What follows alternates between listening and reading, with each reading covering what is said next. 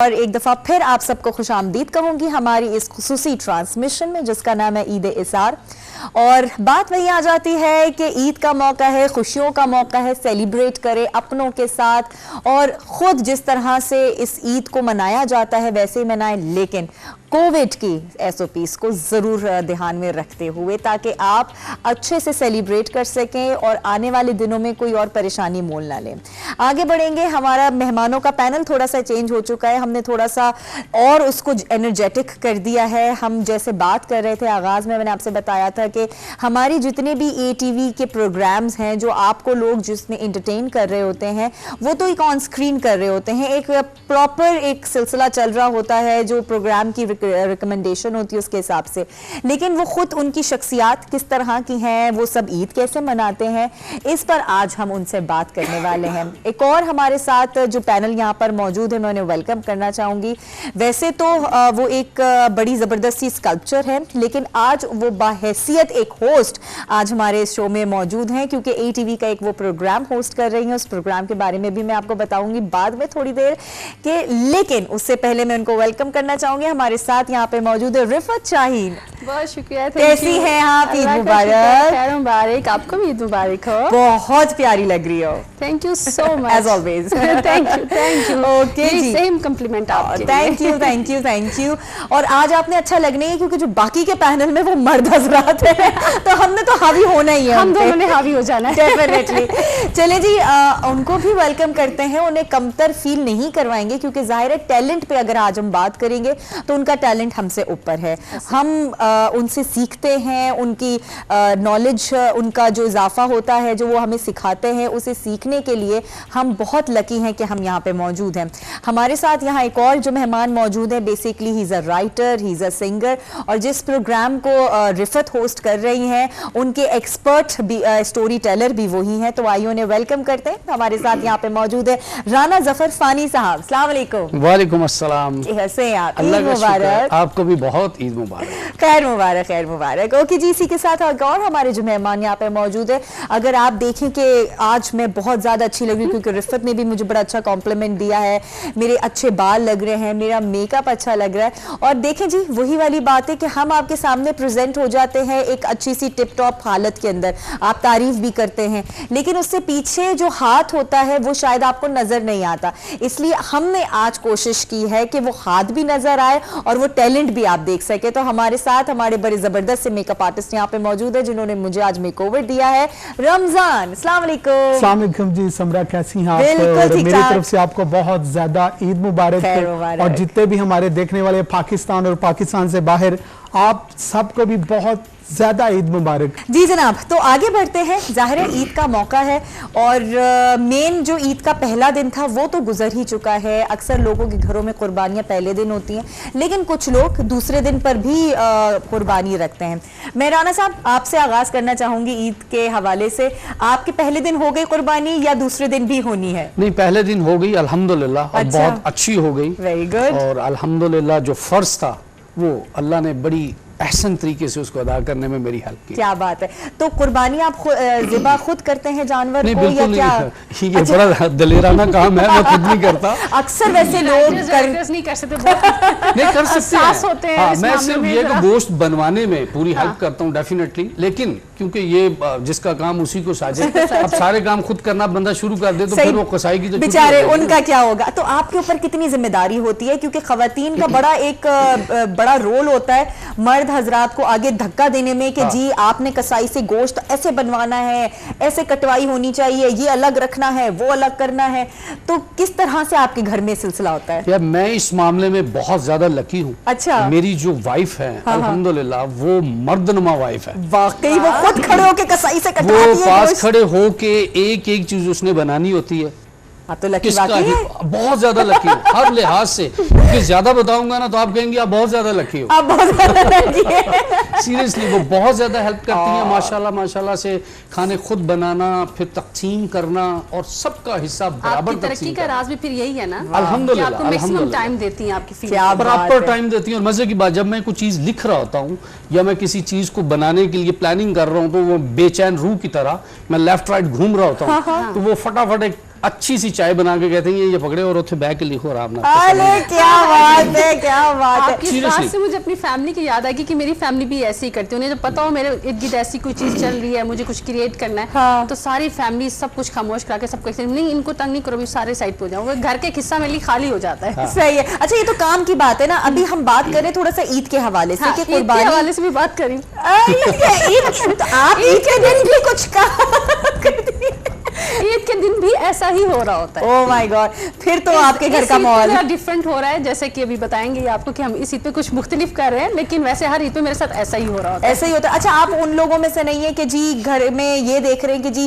क्या बन रहा है, क्या दावत होने वाली है, क्या कोई इसमें कोई वो खुशबू से पता चल रहा होता है बस। सिर्फ खुशबू से अच्छा फरमाइश आपकी जाती है कोई कि जी आज अम्मा ये बनना चाहिए? अम्मी को पता है, अपनी मर्जी से बना लेती है कि मेरी बेटी हो ये खाएगी आएगी इन दिनों तो। जबरदस्त। अच्छा अक्सर घरों में पता है अम्मा बस में क्या कहूँ ब्लेसिंग्स होती हैं मदर्स, seriously। वो बच्चों की शक्ल देखकर पहचान लेती है कि अब हमारे बच्चे को क्या दिल कर रहा है आज खाने का, और वही हम बाहर निकलते नहीं है और हमारी मेज पे वो तैयार रखा होता है। ऐसे ही। आप खुद माँ है ना इसलिए। हाँ और मैं इस दफा मिस कर रही हूँ वो सारी चीजें इसलिए, वरना मुझे पता होता था कि रात को अम्मी के घर जाना है और उनको पता है कि समरा को क्या सबसे ज्यादा शौक से खाती है, बल्कि इवन मैं क्या, दामाद क्या खाता है, छोटे मेरे बच्चे क्या खाते हैं। राना साहब आपकी तरफ आऊंगी, ये बताइएगा कि ईद का पहला दिन तो आपने बता दिया, अब आगे किस तरह से काम भी आपका जाहिर सी बातें चल रहा है, बहुत सारी चीजों पे फोकस भी हुआ है, तो घर को मैनेज करना टाइम कैसे आप कर सकते हैं? मतलब ईद का त्यौहार है, घर वाले कुछ कहते नहीं है? समरा मैं इस्लामाबाद में अकेला रहता हूँ, मतलब अपनी फैमिली के साथ। मेरा सारा खानदान लाहौर में है। अच्छा। और आपको पता है लाहौर में फैमिलीज किस तरह ईद मनाती हैं, बहुत ज़्यादा हल्ला गुल्ला होता है, लेकिन क्योंकि मेरी फैमिली अब इंडिपेंडेंट है, मेरा बच्चे यहाँ पर हैं, घर यहाँ पर है, और ये है कि ईद के सेकंड डे मतलब आपको पता है एक तो यहाँ पर भी आपके पास आप लोगों ने भी बिजी किया हुआ, और दूसरा ये है कि हम आर्टिस्ट जो होते हैं ना उनकी बाखुदा कोई लाइफ नहीं होती। सही बात सीरियसली, क्योंकि मैंने अभी आप जब मेरा तारफ करवा रही थी तो मैंने एक चीज़ शायद आप भूल गई, वो मैं आपको खुद से बताता हूँ। मैं बेसिकली डायरेक्शन में पहले आया था। अच्छा। और आपने एक ड्रामा सीरियल लंडा बाजार पाकिस्तान की हिस्ट्री, वो ड्रामा वो मेरा ड्रामा है। ओह अच्छा अच्छा ठीक है, अच्छा। तो हमने वो वाले दिन भी देखे हुए हैं कि ईद वाला दिन हमने ईद पढ़ी है और उसके बाद पे लगे हाँ उसके बाद कॉल आ गई कि बस आ जाए वापस आ जाए। क्या करें, आप है पब्लिक फिगर, तो आप पब्लिक के लिए हाजिर हैं, अब क्या कर सकते हैं? और बाखुदा क्योंकि मैंने थिएटर से स्टार्ट किया था, थिएटर भी किया, और ईद वाले दिन आपको पता है 2-2 शोज 3-3 शोज होते थे हमारे थिएटर के, तो आर्टिस्ट की जो जिंदगी है ना वो बहुत डिफिकल्ट। कभी मौका मिला घर वालों के साथ भी ईद मनाने का? इसी तरह बस ईद मिली है, और उसके बाद मिलने के बाद वो जो सवैयां स्टार्टिंग में होती हैं, और ईद कुर्बान पर आपने कलेजी का खाना वाना खाया, बिल्कुल, बिल्कुल। और उसके बाद सलूट किया और भागे अपनी शूटिंग्स पे। अच्छा। यही रूटीन रही अभी तक हमेशा से? मतलब अभी तक आपको कोई प्रॉपर छुट्टी नहीं मिली? कोई छुट्टी नहीं है, कोई छुट्टी नहीं, सिर्फ बचपन में आपने जो 8-10 बार, क्योंकि 13 साल से आज का दिन देख लेते, कोई छुट्टी नहीं है। देखिए वही मैं बता रही हूँ, हमारी लाइफ यही तो है कि हम आपके लिए हाजिर होते हैं, हर त्योहार आपके साथ सबसे पहले मनाते हैं और उसके बाद हम घर जाते हैं। और थकावट भी इतनी हुई हुई होती है, फिर घर के कामों की रिस्पॉन्सिबिलिटीज इतनी होती है कि आप वो फुलिस्ट नहीं एंजॉय कर पाते जिस तरह से आम लोग कर रहे होते हैं। तो घर वालों का जो है ना बड़ा इसमें अमल दखल होता है अगर वो आपको सपोर्ट ना कर रहे हो। आप रिफत बताइएगा कि जाहिर सी बात है कि काम भी चल रहा है साथ में, एक घर पे भी आपके काम है, अब और जिम्मेदारी बढ़ गई, अब होस्ट भी हो गई है ये, तो एक और चीज है।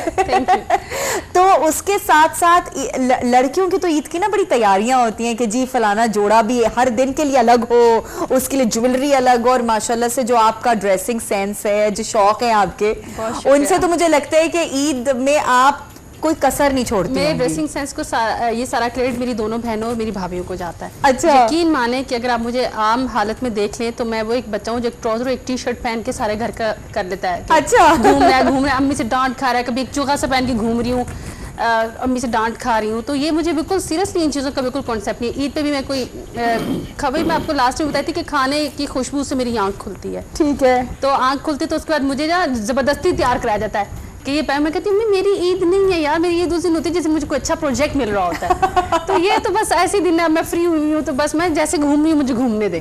तो फिर बहनें आएंगी, वो तैयार करेंगी, बल्कि हत्ता कि ये कोई चौथी पांचवी ईद है मेरी बहनें मेरे लिए कपड़े खरीदती होती, मुझे नहीं पता तो बाजार जाना है। बल्कि पहली दफ़ा ये आफ्टर हैविंग दिस वो जो होस्टिंग मैं कर रही हूँ शो, तो मैंने एक पहली दफ़ा परसों तरसों अपनी बहनों से नाराज़ हुई, मैंने कहा मुझे भी बाजार ले जाती यार, साथ में कुछ अपनी चीज़ें पसंद करके। कहती है हाँ तुम्हें बड़ा शौक चढ़ा बाजार जाने का, तुम तो कहती मुझे सिर्फ हार्डवेयर की दुकानों पे लेके जाया करो, मैंने सिर्फ मशीनें खरीदनी होती हैं। अब तुम ज्वेलरी खरीदना चाहती हो।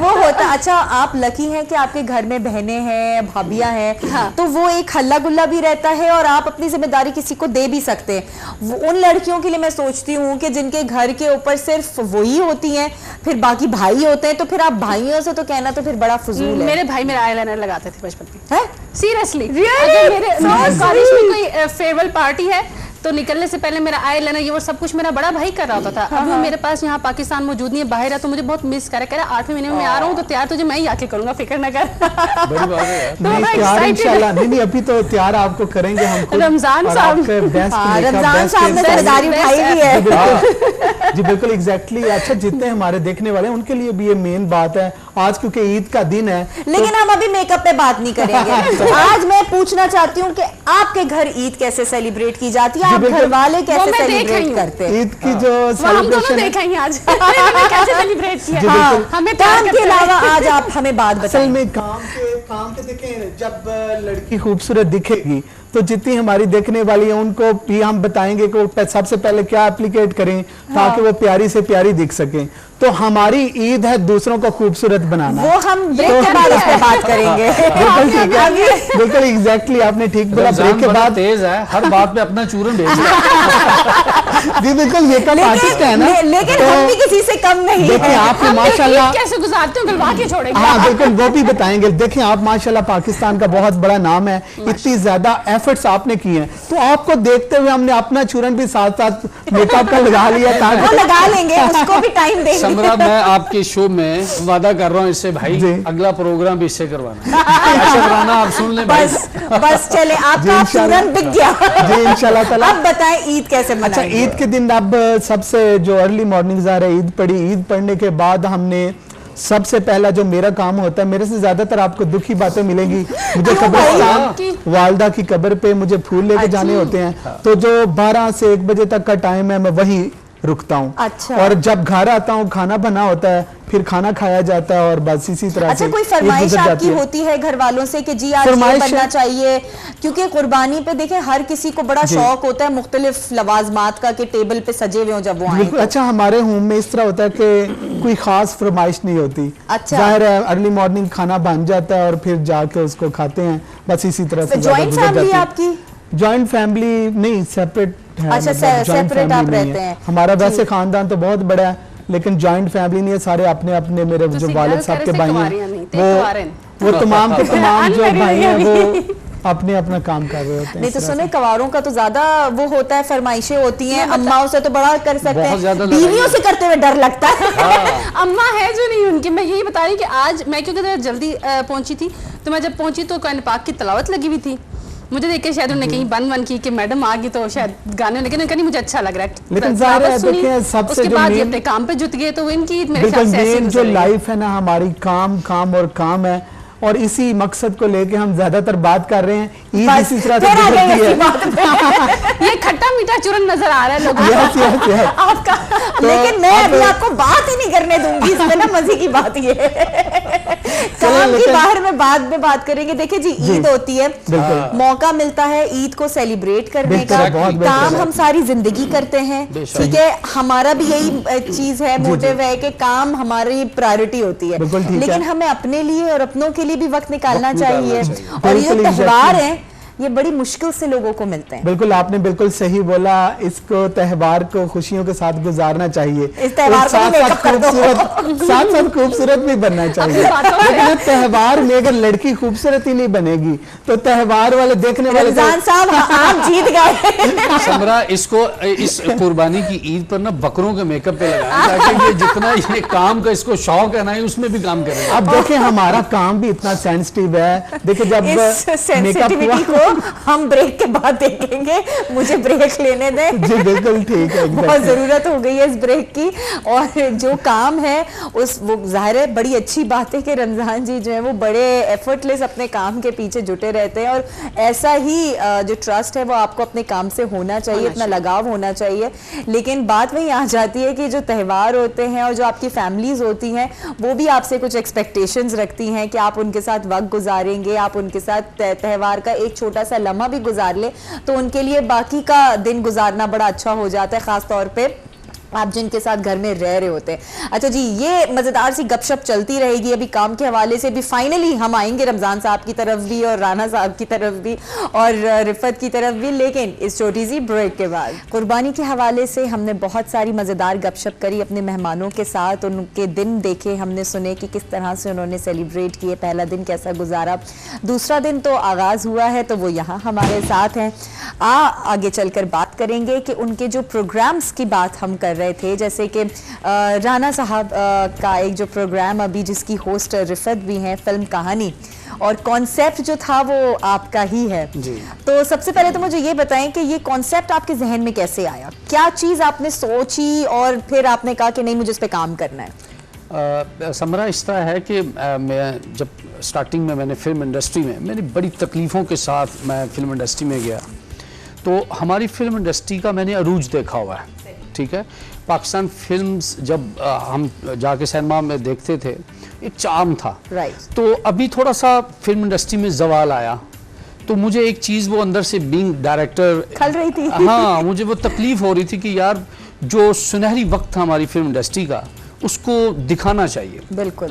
और सबसे तकलीफ वाली बात यह है कि मेरी एक नया टैलेंट था, तो उससे मेरी बात हो रही थी, मैं अपने प्ले के लिए उसको कास्ट के लिए बुलवाया, तो मैंने बातों बातों में जब उनको बताया कि हमारी फिल्म स्टार रानी और हमारा इस तरह के लोगों का, शबनम जी के बारे में बताया, तो मेरी तरफ देख के ऐसे कहती जी रानी कौन थी, तो मुझे बड़ी तकलीफ हुई कि हमारे जो सीनियर और लेजेंड एक्टर्स हैं उनको आजकल की नौजवान नस्ल जानती नहीं है। तो मैंने आइडिया पहले से था मेरे दिमाग में कि मैं फिल्म इंडस्ट्री के लिए कुछ करूंगा, तो फिर ये फिल्म कहानी कि हम उन फिल्मों को जो आज की यूथ नहीं देख रही उन तक वो मैसेज पहुंचे कि कौन उस फिल्म का कैमरामैन था, कौन उसका डायरेक्टर था, कौन म्यूजिक डायरेक्टर था, इन लोगों को जो मतलब जबरदस्त पीछे बैठ के काम कर रहे होते थे उनको पब्लिक तक लेकर आए। दैट्स व्हाई फिर इस प्रोग्राम फिल्म कहानी को हम लेकर आए, और अल्हम्दुलिल्लाह मेरा ईमान है कि ये पाकिस्तानी कौम इसको बहुत पसंद करेगी। बिल्कुल जी, और जो कॉन्सेप्ट आप जिस नौइयत से लेकर आए हैं उसको जब लोग देखेंगे तो वाकई एक रिमेम्बरेंस आएगी, रिकॉल होगा। हाँ। लेकिन जो सबसे मुश्किल मरहला था, एक तो ये आपने कॉन्सेप्ट बिल्ड किया और एक बड़ा आपने दिमाग में सोचा और बड़ी मेहनत से उस चीज को इम्प्लीमेंट करने की कोशिश की। अब बात आती है होस्ट की। हाँ। जो होस्ट आपने रखी उसका दूर दराज तक होस्टिंग से कोई ताल्लुक नहीं था। फिल्म इंडस्ट्री के बारे में आई डोंट थिंक सो कि उनको इतनी नॉलेज होगी। हाँ। और जो अपना उनका काम था एज एन स्कल्प्टर, वो एक अलग दुनिया में रहने वाले लोग हैं, ठीक है। तो आपने कैसे उनको इस दुनिया में कैसे घसीट लिया, इस दुनिया में कैसे ले आया? ये सारा क्रेडिट जो है ना हमारे प्रोड्यूसर राना काशिफ को जाता है। मैंने काशिफ को जब कहा ना कि मैंने ये चीज सोची हुई है और मुझे इस तरर की लड़की चाहिए, और मैं आपकी तारीफ नहीं करने लगा, मैंने बाकायदा कहा कि मुझे समरा जैसी चाहिए जो मेरे क्वेश्चन को यूं पकड़े आगे। अच्छा। तो उसने कहा जी ठीक है, मैं इंशाल्लाह। शुक्रिया। अच्छा, वो लेकर आए हमारी रिफत को। सही। और रिफत कोई घंटा पहले आके टीवी में बैठ गई, तो मैं किसी जगह पे किसी का इंटरव्यू करने के लिए निकला हुआ था, मुझे कॉल आई आप आ सकते हैं फौरन। मैंने कहा मैं आधे घंटे के बाद मैं वापस आता हूँ। ठीक है। मैं आया, इनसे मुलाकात हुई, जब मैंने इसको देखा ना, इसका कद काट देखा, तो मैंने कहा यार मुझे होश चाहिए, मैं बैंक नहीं लुटवाने मतलब इतनी जबरदस्त। तो फिर लेकिन मुझे मतलब वो टॉम बॉयश वाली लुक इनकी जो थी, मम्मी डैडी जिम्मी किट्टी इस तरह की बंदी चाहिए। तो ये बड़ी, और इसने मतलब जीन्स पहनी और जॉगर पहने, और मैंने कहा यार ये तो कोई मतलब क्रिकेट की खिलाड़ी लगती है, इसको पाकिस्तान में जाके ट्रायल दे, ये यहाँ क्या।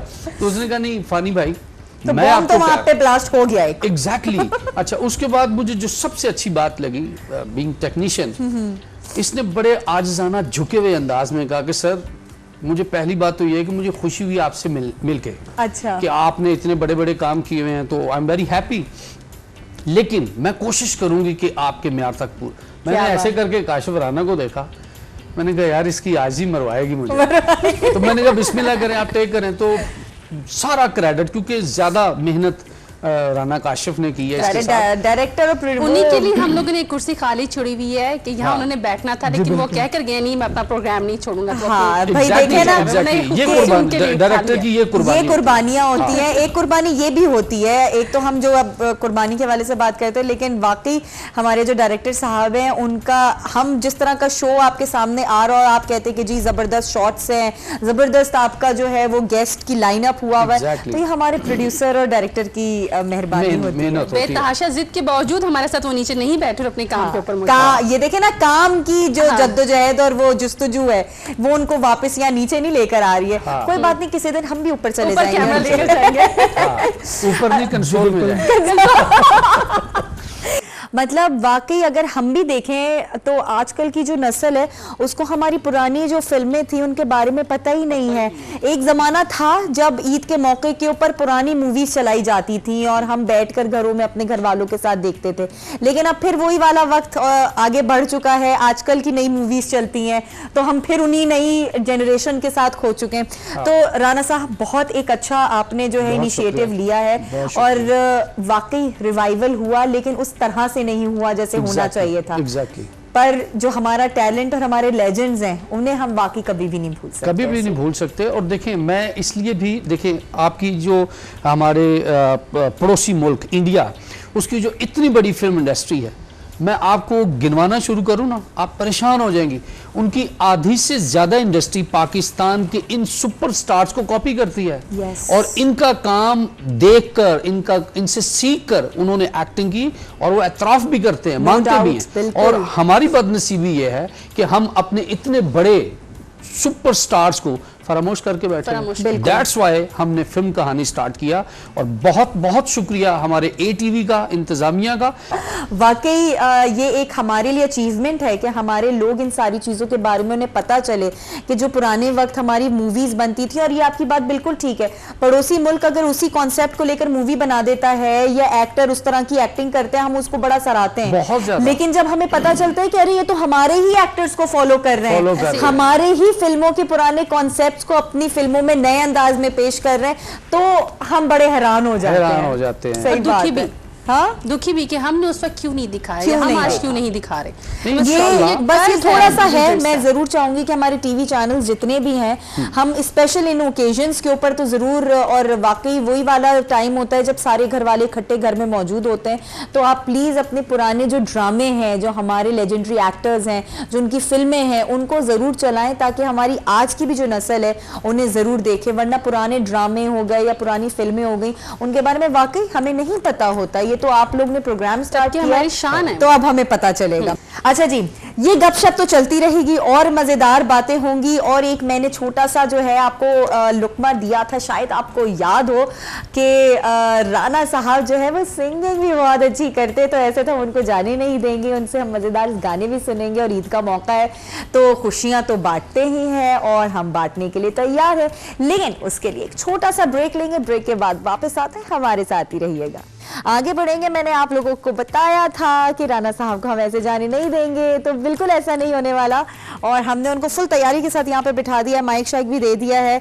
और गाना सोच लिया आपने? गाना सोच लिया। ठीक है, ईद के हवाले से ही है। वाह, कुर्बानी का मौका है। ठीक है। और क्योंकि आपको पता है ये दुनिया फानी है, सिर्फ मेरे रब का नाम रहना है। क्या बात है। तो आपको एक खूबसूरत सा कलाम है, अल्लाह। यही सोच के आपके माँ बाप ने भी आपका नाम फानी एंड में रखा था या आपका फैमिली ने? बड़ी अच्छी नहीं, फैमिली ने, मेरे वालिद साहब, my father is assistant superintendent jail police Multan. Oh माशाल्लाह। चौधरी मोहम्मद सदीक फानी, ये उनका था। मैं जफर अब्बास हैदर लिखता था तो एक इसी नाम का डायरेक्टर था। तो फिर इजाजत से, अम्मी की इजाजत से, क्योंकि भाइयों की तरफ से इजाजत नहीं थी कि शोबिस में, तो अम्मी से पूछा कि फानी साहब का नाम साथ लगा लूं, तो वो कह लें कि मेरी गुड लक में शामिल हुआ अल्हम्दुलिल्लाह। और फिर फानी फानी हो गई। पूरी दुनिया ही फानी है। हम आपके पीछे पीछे। हाँ, बेशक बेशक, यही सच्चाई है। तो जनाब, हथियार आपके पास है? हथियार है जी। हाँ जी। तो आप हमें क्या सुना रहे हैं फिर? अल्लाहू। वाह, क्या बात है। चलें जी।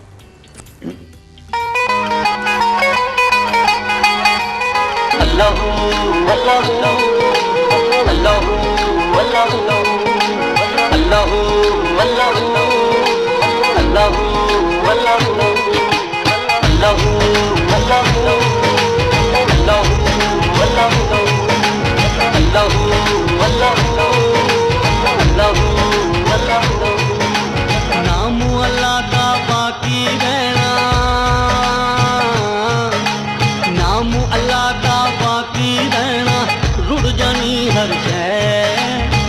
तदबीरां कर लै बंदिया क्या होवे एक झटका भी माड़ा मोटा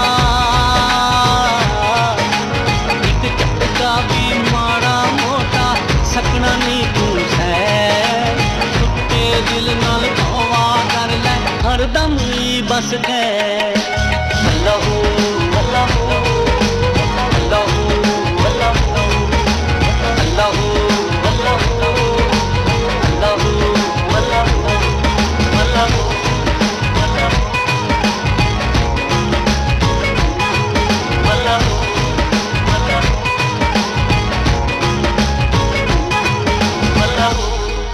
अल्लाहू अल्लाहू अल्लाहू चलिया सारी शान तेरी इत्थे ही रह जानी लभदी राह च खर्च कमाई अगले जहां है पानी कबरा विच जा कुत्ती है एक दुनिया से आई हद चंगी सुन ले सोने हद विच बंदिया रहे अल्लाहू अल्लाहू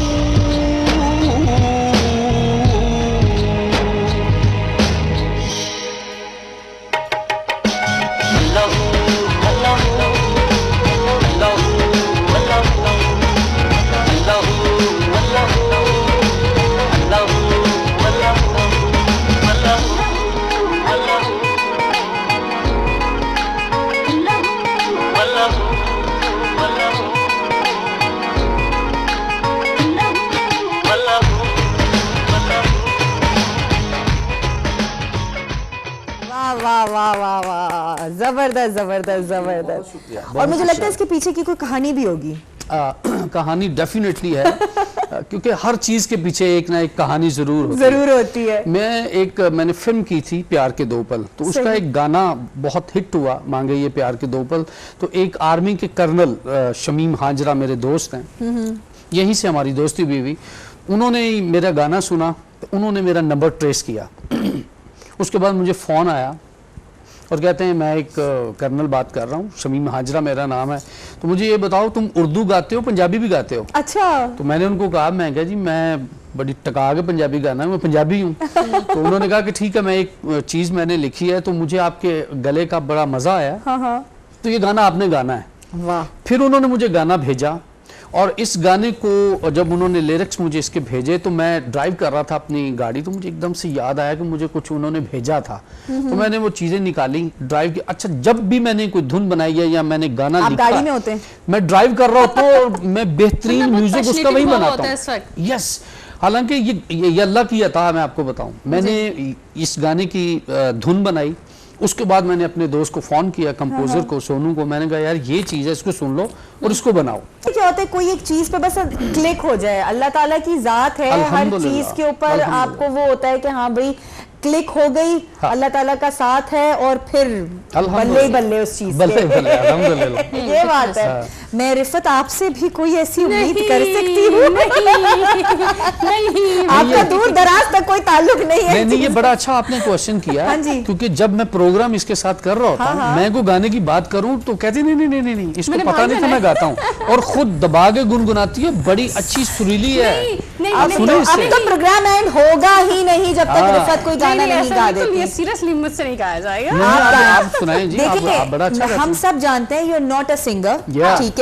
अब आप गाओगी तो हमारी खुशी के लिए गाओगी, हमारी खुशी के लिए अगर आप कुछ कर रही हो तो उसमें मेरे ख्याल से हमारे नाजरीन को इस पे आपको जज करने की बिल्कुल भी एग्जैक्टली जी बिल्कुल का है, त्योहार है, खुशियों का है, हम खुशियां बांट रहे हैं। वो कौन सा गाना है नूरजहान का जिसपे उन्होंने बंदे को पुल पे बुलाया था? सानू नहर वाले पुल पे बुला के सब मिलके गाएंगे। जितनी खुद और रह गए थे, सानू नहर वाले पुल ते बुला के ते होरे माही किथे रह गया। सब मिलके गाते। चलो जी। सानू नहर वाले पुल ते बुला के, ओ सानू नहर वाले पुल ते बुला के होरे माही किथे रह गया। आगे क्या है? तो बहन गाना वो गाना था ना जिसके लिरिक्स आते हो? नहीं आते ना, इसलिए कहते सब मिलके गाएंगे। Very good. चलो मिलके गाते तो पता कैसे चलता कि मैडम नूर जहाँ की बाकियात है। चलिए, लेकिन अच्छी बात है कि आपने रिफत हमारा दिल रखा और हमने जो रिक्वेस्ट करी आपने उसे पूरा किया। Thank you so much. वापस आ जाते हैं राना साहब पे, क्योंकि राना साहब आपने इतना खूबसूरत कलाम पढ़ा। मैं चाहती हूँ एक और कुछ धमाकेदार आप सुनाए हमें। हाँ, ये जो गाना मैं आपको सुनाऊंगा ये सारे दोस्तों के लिए है। जब मैंने गाड़ी ली ना तो मुझे बड़ा शौक था कि मेरे दोस्त भी मेरे साथ बैठे हैं गाड़ी में ना, तो सब थे मतलब। तो मैंने सोचा कि यार बीवी ने ऑब्जेक्शन नहीं किया? नहीं, बीवी ऑब्जेक्शन नहीं करती क्योंकि सबसे पहले तो उसी ने बैठना होता है ना यार, तो दोस्तों की बात हो रही है ना। दोस्त आप समझे, दोस्त बाद में आते हैं, पहली की स्टोरी बीवी की होती है, वरना मैं घर कैसे जाऊंगा। एग्जैक्टली, समझदार हमको पता है। तो वो गाना मित्रा दी गड्डी मैंने ये लिखा, इसकी ट्यून बनाई और इसको गाया। जब ये रिकॉर्ड हुआ मुझे बड़ा पसंद है तो मैंने अपने दोस्तों को ट्रिब्यूट किया था इसमें। अच्छा, ये गाना आपने बीवी के साथ लिखा या दोस्तों को बिठा के लिखा? नहीं, लिखता हूँ बीवी के साथ, क्योंकि जो भी चीज मैं लिखता हूँ पहले उसको सुनाता हूँ। आप हमेशा मोस्टली कुछ जब आमद आती है तो जब आप ड्राइव कर रहे होते हैं तब आती है? नहीं, वो डेफिनेटली है, लेकिन मैं उसको सुनाता हूँ जाके। अच्छा, फिर और अक्सर ये होता है कि जब मुझे अल्लाह ताला कोई चीज अता कर रहे होते हैं तो मैं अल्लाह का शुक्र अदा करता हूँ और फौरन से पहले अपनी बीवी को फोन करता हूँ और उसके बाद कहता हूँ कि ये मैंने चीज लिखी है, ये इसकी ट्यून बन रही है, तो यार जरा सुनती रहना। आपकी इजाजत हो तो मैं इस पे आगे बढ़ूं। आगे बढ़ूंगा। एग्जैक्टली, तो वो फिर मेरी हेल्प करती है। एक्चुअली मेरी टीचर भी है। ओह वाह वाह वाह, वैसे भी टीचर है। हाँ जी, वैसे भी घर भी जाना है तो उसका बहुत क्रेडिट है। ओके जी, मैं समझ गई। आज घर की कुंडियां वुंडियां लगा के रखे, अंदर नहीं आने दीजिएगा इनको। नहीं, वो आने देती है। और मजे की बात बताऊं, सब शौहर हजरात सीखे। हाँ, और मजे की बात बताता हूँ, पहले ये ड्यूटी मेरी वालदा देती थी। मैं लेट आता था, ठीक है, तो मेरी माँ जागती थी। मेरी माँ इस दुनिया में नहीं है, तो मैं अल्लाह का लाख लाख शुक्र अदा करता हूँ कि वो जाते हुए मेरे बच्चों की एक जबरदस्त माँ देगी, अब वो जागती हैं। क्या बात है। और मुझे बाकायदा मौका देती हैं मेरे काम में, हर जगह में मेरी हेल्प करती हैं। तो आपके इस शो में मैं उसको सलूट करता हूँ। अरे वाह वाह वाह, आप दोनों हमें सेंसिटिव करें कि हम ब्लेस्ड हैं कि अभी हमारी माएँ जिंदा हैं, और हम ये सोच भी नहीं सकते कि हम उनके बगैर अगला एक लम्हा भी गुजारें। बिल्कुल सही है, अल्हम्दुलिल्लाह। चलिए जी, ये इतनी इमोशनल बातें ना करो, गाने पे आ जाओ। एक भंगड़ा, हाँ मैं चाहता हूँ भंगड़ा करते हैं ताकि जरा थोड़ा सा ईद का तड़का लगे। पंजाबी स्टाइल, यू नो, ठीक है। चलें चलें चलें।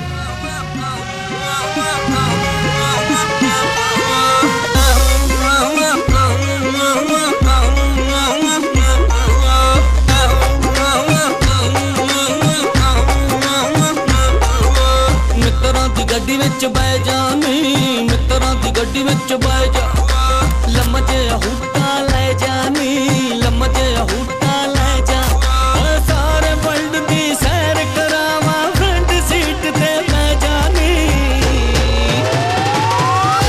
मित्तरां दी गड्डी विच बह जानी, मित्तरां दी गड्डी विच बह जा, लम्मा जिहा हुट्टा ले जानी, लम्मा जिहा हुट्टा ले जानी।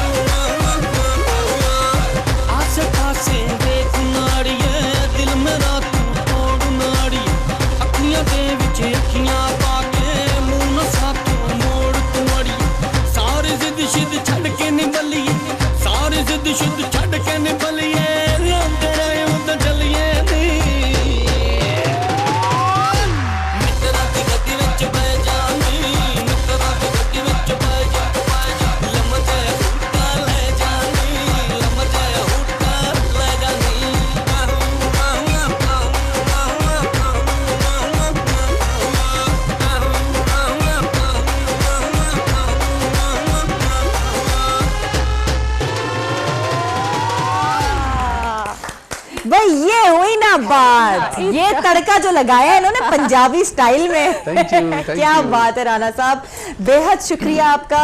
तो जनाब थैंक यू सो मच आप आपका सबका कि आप शुक्रिया। हमारे इस ट्रांसमिशन का हिस्सा बने, हमारे साथ ईद सेलिब्रेट करी, हमारे नाजरीन को मजीद एंटरटेन किया।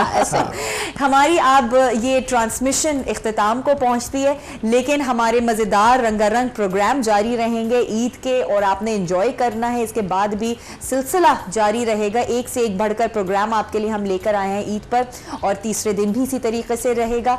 अभी हमारी नशरियात को जो है वो हमारी ट्रांसमिशन को इजाज़त दीजिए, इंशाल्लाह फिर आपसे मुलाकात होगी। अल्लाह हाफिज़। अल्लाह हाफिज़। अल्लाह हाफिज।